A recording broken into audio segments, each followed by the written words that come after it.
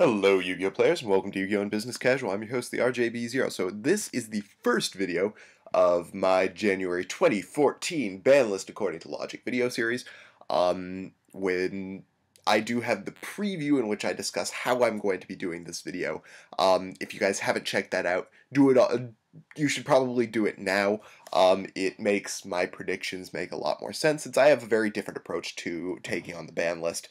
And predictions than other players, and it's not going to seem particularly intuitive at first, but if you watch that video it might make a little more sense. So in this first video I'm actually going to be discussing how Konami will hit decks that currently exist in order to secure profit for the future. One rule that I neglected to mention in the preview, one pattern that they have, is they tend to like to move cards down on the ban list before they actually add new cards to the list. And you'll see that reflected in a couple of ways if you look back at some of my older ban list according to logic videos. But the concept we are going to be working with today is in economics is going to be cross-price elasticity of demand. And what that basically means is it's how the demand for one deck or one thing, one item, affects the demand for another item. And that's actually going to be kind of the theme when it comes to discussing the ban list throughout the rest of my videos. So today we're going to be talking about substitutes, which are decks that people are likely to play instead of the new decks that Konami is coming out with, the new cards that Konami is coming out with. So these are cards that are going to have a negative effect on profit. And I don't know why it shows Abyssphere as the card to talk about. So the first thing that we're going to need to talk about is the massive elephant in the room, and that is Dragon Rulers. Dragon Rulers are essentially the meta right now. It's pretty difficult to argue with that. And if you're having issues determining what the meta is right now, then I'm not really sure what game you've been playing for the last few months. And there are really 4 candidates right now, in my opinion, for what can get hit on the Dragon Rulers. And I'm not counting all the Dragon Rulers themselves as more than one candidate. So the first one is Return from the Different Dimension. This isn't exactly a difficult conclusion to come to. It's got a couple of things going for it as far as predicting. One thing that we know, as I just said, is that Konami tends to like moving cards down on the ban list. Return is already limited, which caters to that particular pattern. And the other thing we know is that Konami always goes for a card that creates an unlimited or unrestricted play for a low cost, which Return from the Different Dimension definitely does. While paying half your life points is kind of a sizable cost, it doesn't really make that much of a difference once you activate Return from the Different Dimension, and you summon all your Dragon Rulers, and then you Synchro, and you Xyz, and you attack for game, and such. So there's not really a whole lot of debate going down as to whether or not Return is going to get hit.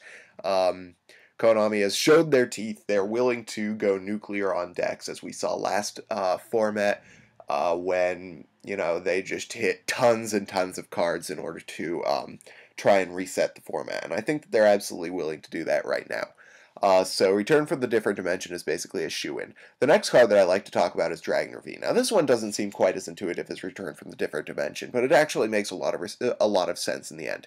Dragon Ravine is about the closest that Dragon Rulers get right now to special summoning from the deck. This is something that I talked about in the preview, which is that things that special summon from the deck are always the second to go after those unlimited plays. And Dragon Ravine does essentially that for Dragon Rulers. For the measly cost of discarding a card, which is, if you're going to use Dragunity Rulers, usually a Phalanx, or for Dragon Rulers in general, just another Dragon Ruler, in order to put a second color in the graveyard, allows you to special summon a Dragon Ruler during that turn and get extra searches. It's really the main piece of consistency for the deck, and the advantage of hitting Dragon Ravine to 1 as opposed to leaving it at 3 and hitting other things is that it also indirectly hits Dragunity Rulers, which will still be able to take advantage of basically any number of Dragon Rulers that they can get. So hitting Dragon Ravine to 1 severely reduces the consistency of the deck. It follows the pattern of being able to search, creating those relatively unlimited plays, and being as close as Dragon Rulers get to special summoning from the deck right now. The next card is Sacred Sword of 7 Stars, which, as we know from the patterns that I discussed in the preview video, the second thing that Konami goes for after cards that special summon from the deck are cards that create large amounts of draw power or large amounts of search power, depending on which is more important to the deck. And the thing about Sacred Sword of 7 Stars is it does both for Dragon Rulers. It allows them to use their Dragon Rulers to search a card, and it allows them to draw cards. So it's a very powerful card. It improves the consistency of the deck, and it essentially makes the deck move more quickly. And I just noticed that there's a heart above that sword. Anyway, I digress. So Sacred Sword of 7 Stars is a major factor in consistency for the deck, and it follows a couple of the criteria. In fact, it follows 2 of the level 3 hit likelihood criteria that Konami has. And the final thing that we have to discuss is Dragon Rulers. So, because even if you hit the other 3 things, Dragon Rulers are still going to exist at 3 in that case, which we know is kind of a risky move, because we know from the last format that if Dragon Rulers stay at 3, and Konami just tries to hit their consistency, tries to hit the cards that make the Dragon Rulers good, then they just adapt. And one thing people are already experimenting with is combining Dragon Rulers with Light Sworns, and that's already working really well for the deck, which is kind of frightening for Konami, quite frankly. While it does improve the likelihood that that Light Sworns will sell if the Dragon Rulers stay at 3, they're going to have to deal with the Dragon Rulers later if they leave it at 3. Dragon Rulers are always going to find another way to load up their graveyard in some form or another. So in order to stop that, all they really have to do is semi-limit the dragons. Because the thing about semi-limiting, a lot of people are thinking of going nuclear and limiting them, but that doesn't even help Konami. In fact, having the Dragon Rulers still around helps Konami's profit in the future when they're trying to sell an elemental deck over, say, a light or a dark deck that's in the meta right now. The Dragon Rulers are actually going to assist that deck, particularly Blaster, which I'm showing on the screen, and Tempest. Those 2 cards in particular are going to be really helpful in selling elemental decks over light and dark decks. So it's important for Konami to hold on to at least a couple of Dragon Rulers, and the other thing is that semi-limiting Dragon Rulers limits the plays that they can make. So if you imagine for a second that you have a Dragon Ruler in the grave and you banish it to summon another Dragon Ruler, then you search out that Dragon Ruler, and now you can't really feasibly banish that Dragon Ruler, because now it has used the advantage that it is going to use. And so you can't get anything out of that, and it really limits the plays that they can make. It makes it less likely that you're going to draw into your Dragon Rulers. It means it's more likely that you're going to run out of Dragon Ruler plays, and in all reality, it's going to shift them back toward that original purpose of trying to get them to fit into elemental decks in particular. So while, there's that chance that they'll go crazy and limit them, I think it's more likely that they're just going to semi-limit them right now. So in all honesty, it's most likely that Konami is going to get hit return, and then a combination of 2 of these cards. If I were to choose 2 of these cards that are more likely to get hit, it would be the Dragon Rulers themselves and Ravine, since those 2 in tandem do more important things than Sacred Sword of 7 Stars. However, we know that Konami has been known to go nuclear on decks that have survived a format that was supposed to kill them, and Dragon Rulers have really done that. They're a major threat to profit in the future, so Konami is very likely to go nuclear on them and just hit all 4 cards. Or I suppose all 9 cards, 7 cards, whatever. You guys know what I'm talking about. So that's my thought on how Dragon Rulers are going to get hit. Now we get to the really hard part of predicting the ban list, which is that we have to consider at this point decks that are really a threat to Konami's profit. And having not had a clear tier to this format, that's actually very difficult to do, because we don't have a gauge of which decks are going to be a bigger threat. So what we kind of have to do is observe it based on things that are coming out in the future, and based on the previous plays that certain decks have been able to make, previous tops that they've made. And I've just kind of come to a list of things that could possibly be a substantial threat. to Konami's profit in the future based on their success in the past. So the first biggest thorn in Konami's side, aside from Dragon Rulers, is Evilswarms. Now, I say this because while I don't think that Evilswarms are really that great a deck, they do have a large advantage against decks that rely on high-level special summoning, which is any synchro-centric deck, a lot of aggro decks like Lightsworn and such. Evilswarm Ophion is a massive problem for those decks. And since Evilswarm Ophion is a problem, the rest of the Evilswarm deck is a problem as well. And the other thing is, while even though Konami doesn't have immediate profit to be made that is hurt by Evilswarms, as long as Evilswarms are in the game, Konami will actually have to fight an uphill battle to make profit off of any high-level special summon deck that they make. Because it'll always be that if people don't like playing that high-level special summon deck, or they just want to be anti-meta, they can fall back on Evilswarms, which will be a massive profit sink for Konami. So it's a huge substitute for these high-level special summon decks, which are going to be really popular in the future, particularly considering Lightsworns are getting more support with more synchro plays in them, so that's going to hurt Konami's profit substantially. So while I do not think that Evilswarms are a spectacular deck, they are going to be a major thorn in Konami's side come the future as far as profit goes. They don't really have any reprints planned for the near future, so they don't have any profit of their own that Konami can make off of them. They just don't have a whole lot going for them in terms of survivability of this format. So I'm going to talk about 3 cards that I think that are most likely to get hit in the Evilswarm deck. The first one isn't actually really all that intuitive. It's Rescue Rabbit. Now, a lot of people are thinking the Rescue Rabbit actually hasn't done that much this format, Dino Rabbit is gone, etc., etc. However, we know that that's not true, because Evilswarms still use the card, and it's very effective when they draw into it.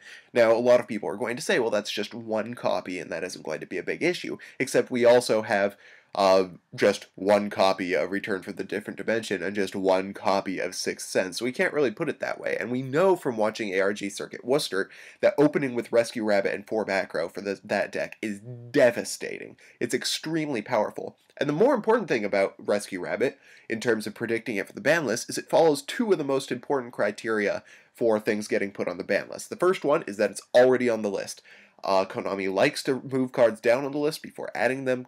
Rescue Rabbit's already limited, so it makes sense in that form. And the other thing is it special summons from the deck, which is another thing that Konami is always quick to hit. We know this from things like Magician, Zen Mighty, the Baby Dragons. So Rescue Rabbit follows 2 of the major criteria for cards that tend to get hit on the ban list.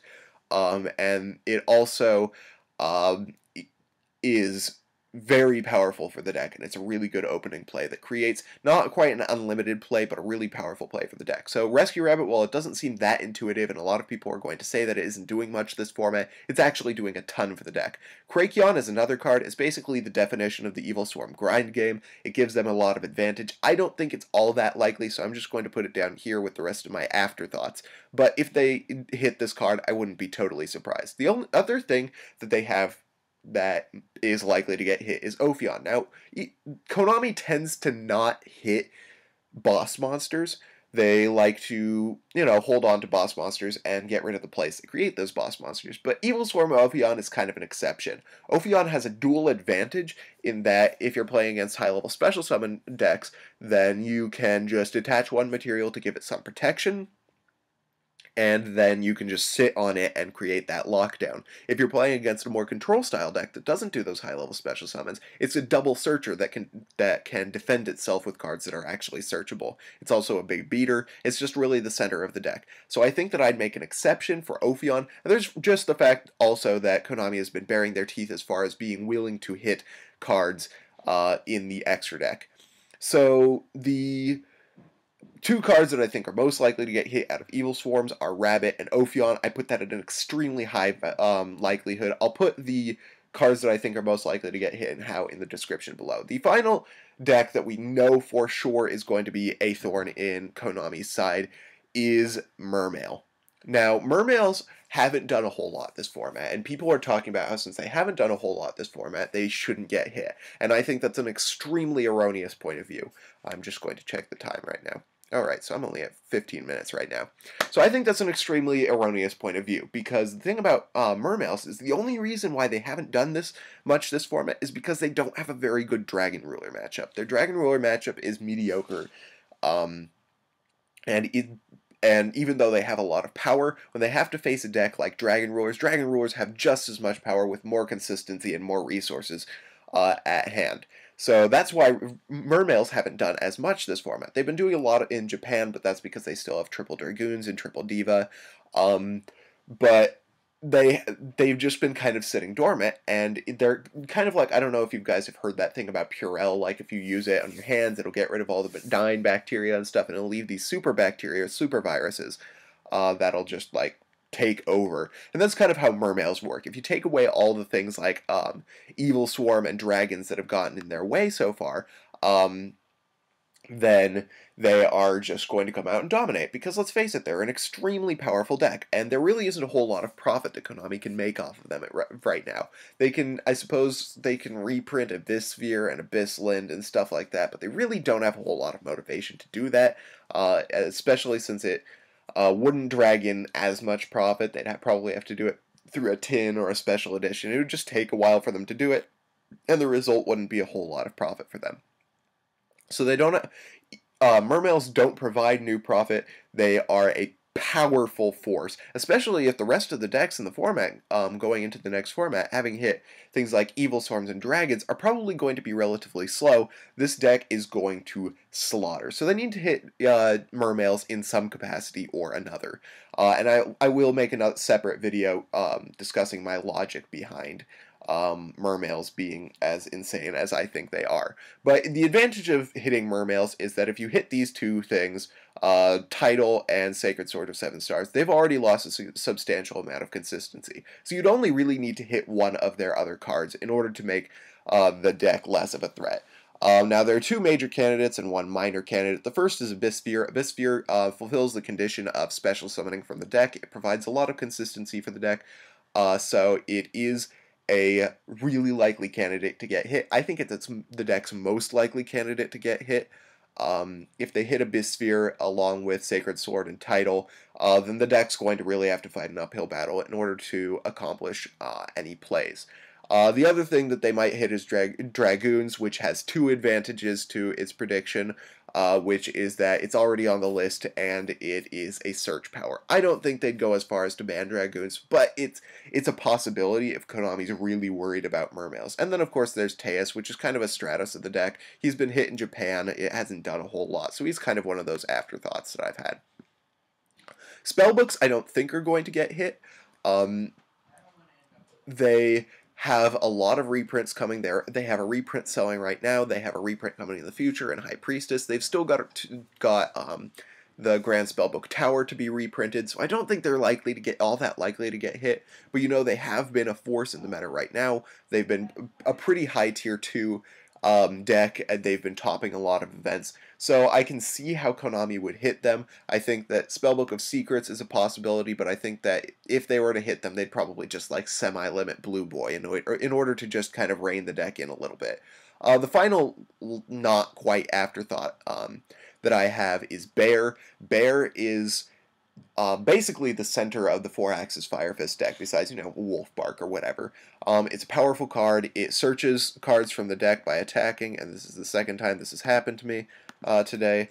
It searches cards out from the deck, it destroys cards, it's a central card to the deck, and they're unlikely to hit Tenki because Tenki is really central to the Bujin deck.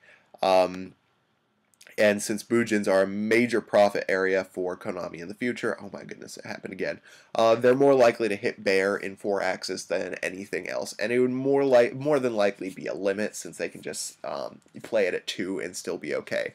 But Bear is a really big force. And another card that I want to talk about is Karakuri. You know what? Bure.